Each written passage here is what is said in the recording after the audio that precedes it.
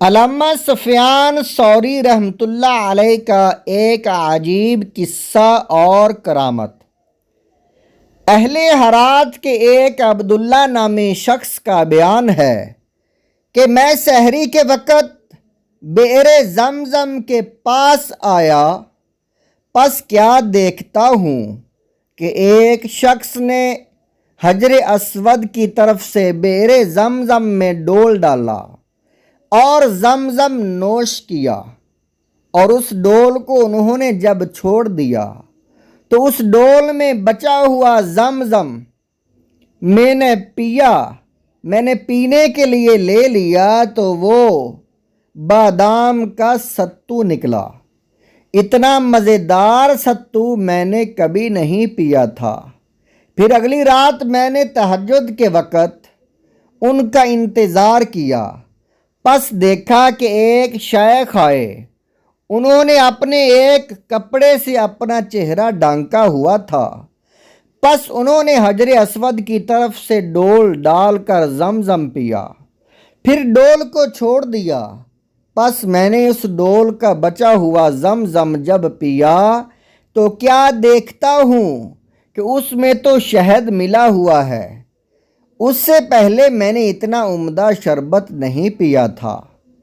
پس پھر تیسری رات آب زمزم پر ان کا انتظار کیا، پھر وہ تہجد کے وقت نمودار ہوئے اور انہوں نے اپنے چہرے کو چھپایا ہوا تھا، سو میں نے ان کے کپڑے کو پکڑ لیا۔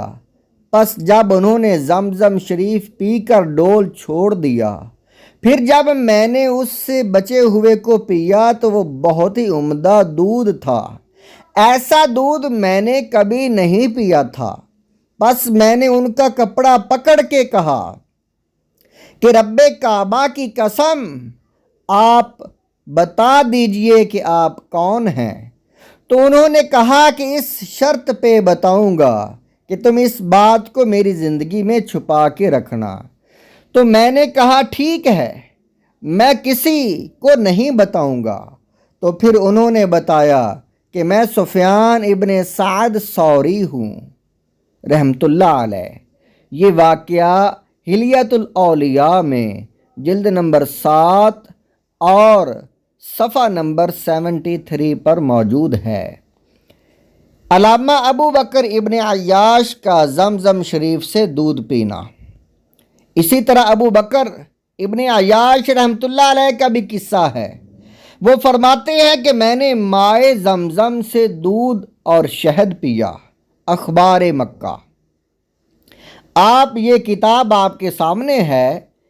اس کتاب کا نام اصلاحی واقعات جلد نمبر 4 اور صفحہ نمبر 100 ہے، جس سے ہم آپ کو پڑھ کر سنا رہے ہیں۔ علامہ ابو بکر ابن عیاش اپنے وقت کے جلیل القدر علماء میں شمار ہوتے ہیں۔ ان کی وفات 93 ہجری میں ہوئی۔ ایک نیک و صالح چرواہے کو آب زمزم سے دودھ حاصل ہونا۔ فاقہین اخبار مکہ جلد نمبر 1 اور صفحہ نمبر 39 میں روایت کیا کہ ایک چرواہا تھا جو بہت عبادت گزار تھا۔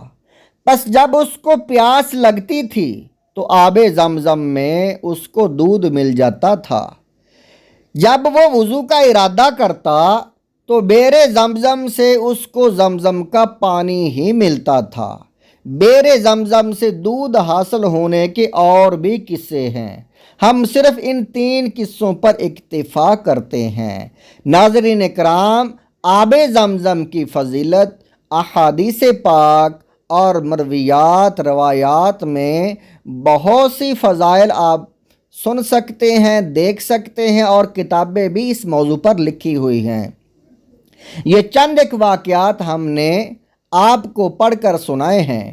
آپ سے گزارش ہے اس طرح کی نیکی والی ویڈیو، ثواب والی ویڈیو آگے سے آگے ضرور شیئر کیا کریں، تاکہ آگے سے آگے نیکی گرو ہوتی جائے اور ہمیں اجر عظیم ملے۔